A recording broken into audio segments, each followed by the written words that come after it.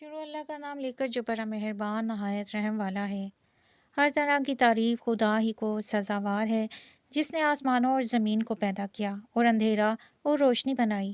پھر بھی کافر اور چیزوں کو خدا کے برابر ٹھہراتے ہیں۔ وہی تو ہے جس نے تم کو مٹی سے پیدا کیا، پھر مرنے کا ایک وقت مقرر کر دیا اور ایک مدت اس کے ہاں اور مقرر ہے۔ پھر بھی تم اے کافرو خدا کے بارے میں شک کرتے ہو، اور آسمان اور زمین میں وہی ایک خدا ہے۔ تمہاری پوشیدہ اور ظاہر سب باتیں جانتا ہے، اور تم جو عمل کرتے ہو سب سے واقف ہے۔ اور خدا کی نشانیوں میں سے کوئی نشانی ان لوگوں کے پاس نہیں آتی مگر یہ اس سے منہ پھیر لیتے ہیں۔ جب ان کے پاس حق آیا تو اس کو بھی جھٹلا دیا، سو ان کو ان چیزوں کا جن سے یہ استہزاء کرتے ہیں عنقریب انجام معلوم ہو جائے گا۔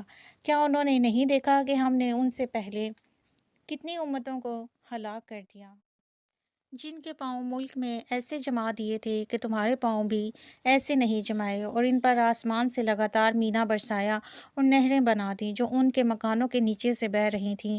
پھر ان کو ان کے گناہوں کے سبب ہلاک کر دیا، اور ان کے بعد اور امتیں پیدا کر دیں۔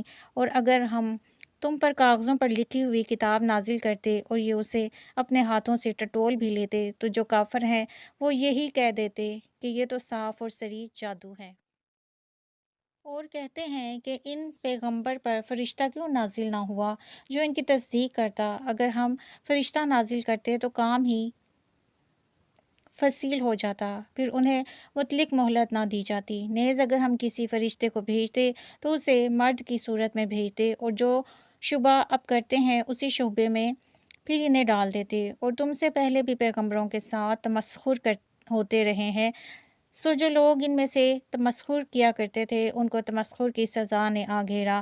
کہو کہ منکرین رسالت ملک میں چلو پھر دیکھو کہ جھٹلانے والوں کا کیا انجام ہوا۔ ان سے پوچھو کیا آسمان اور زمین میں جو کچھ ہے کس کا ہے؟ کہہ دو خدا کا، اس نے اپنی ذات پاک پر رحمت کو نازل کر لیا ہے۔ وہ تم سب کو قیامت کے دن جس میں کچھ بھی شک نہیں ضرور جمع کرے گا۔